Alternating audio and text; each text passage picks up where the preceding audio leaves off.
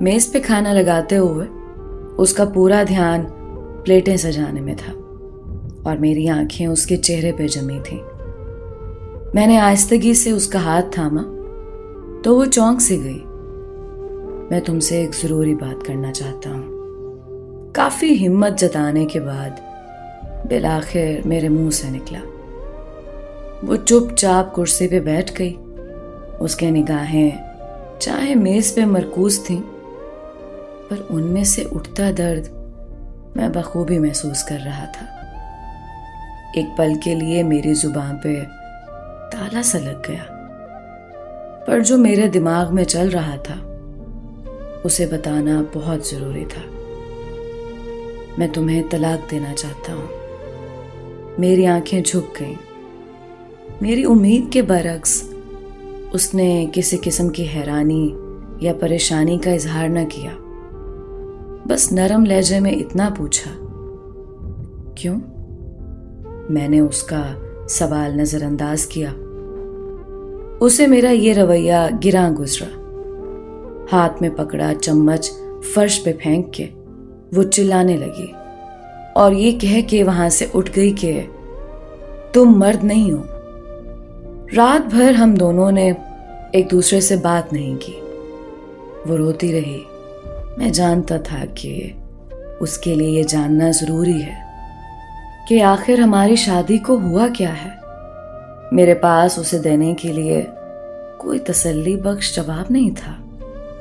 اسے کیا بتاتا کہ میرے دل میں اس کی جگہ اب کسی اور نے لے لی ہے۔ اب اس کے لیے میرے پاس محبت باقی نہیں رہی۔ مجھے اس پہ ترس تو بہت آ رہا تھا اور ایک پچھتاوا بھی تھا، پر اب میں جو فیصلہ کر چکا تھا اس پہ ڈٹے رہنا ضروری تھا۔ طلاق کے کاغذات عدالت میں جمع کرانے سے پہلے میں نے اس کی ایک کاپی اسے تھمائی جس پہ لکھا تھا کہ وہ طلاق کے بعد گھر، گاڑی اور میرے ذاتی کاروبار کے 30% حصے کی مالکن بن سکتی ہے۔ اس نے ایک نظر کاغذات پہ دوڑائی اور اگلے ہی لمحے اس کے ٹکڑے کر کے زمین پہ پھینک دیے۔ جس عورت کے ساتھ میں نے اپنی زندگی کے 10 سال بتائے تھے وہ ایک پل میں اجنبی ہو گئی۔ مجھے افسوس تھا کہ اس نے اپنے انمول جذبات اور قیمتی لمحے مجھ پہ ضائع کیے، پر میں بھی کیا کرتا؟ میرے دل میں کوئی اور اس حد تک گھر کر چکا تھا کہ اسے کھونے کا تصور ہی میرے لیے ناممکن تھا۔ بالآخر وہ ٹوٹ کے بکھری اور میرے سامنے ریزہ ریزہ ہو گئی۔ اس کی آنکھوں میں آنسوؤں کا سمندر امڑ آیا۔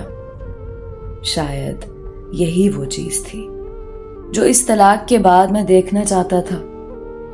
اگلے روز پورا دن اپنی نئی محبت کے ساتھ بتا کے جب میں تھکا ہارا گھر پہنچا تو وہ میز پہ کاغذ پھیلائے کچھ لکھنے میں مصروف تھی۔ میں نے اس پہ کوئی دھیان نہ دیا اور جاتے ہی بستر پہ سو گیا۔ دیر رات جب میری آنکھ کھلی تو وہ تب بھی کچھ لکھ رہی تھی۔ اب بھی میں نے اسے کوئی سوال نہیں کیا۔ صبح جب اٹھا تو اس نے طلاق کی کچھ شرائط میرے سامنے رکھ دیں۔ اسے میری دولت اور جائیداد میں سے کچھ نہیں چاہیے تھا۔ وہ بس ایک اور مہینہ مزید میرے ساتھ رہنا چاہتی تھی۔ اس ایک مہینے میں ہمیں اچھے میاں بیوی کی طرح رہنا تھا۔ اس شرط کی بہت بڑی وجہ ہمارا بیٹا تھا جس کے کچھ ہی دنوں میں امتحانات ہونے والے تھے۔ والدین کی طلاق کا اس کی تعلیم پہ برا اثر نہ پڑے، اس لیے میں اس کی یہ شرط ماننے کو بالکل تیار تھا۔ اس کی دوسری اور احمقانہ شرط یہ تھی کہ میں ہر صبح اسے اپنی باہوں میں اٹھا کے گھر کے دروازے تک چھوڑنے جاؤں، جیسا شادی کے ابتدائی دنوں میں کرتا تھا۔ وہ جب کام پہ باہر جانے لگتی تو میں خود اسے اپنی باہوں میں اٹھا کے دروازے تک چھوڑ آتا تھا۔ حالانکہ میں اس کی یہ بات ماننے کو تیار نہیں تھا، لیکن ان آخری دنوں میں اس کا دل توڑنا مناسب نہیں لگ رہا تھا، اس لیے میں نے یہ شرط بھی مان لی۔ اس کی ان شرائط کے بارے میں جب میں نے اپنی نئی محبت سے ذکر کیا تو وہ ہنس کر بولی، وہ چاہے جو بھی کر لے، ایک نہ ایک دن طلاق تو اسے ہونی ہی ہے۔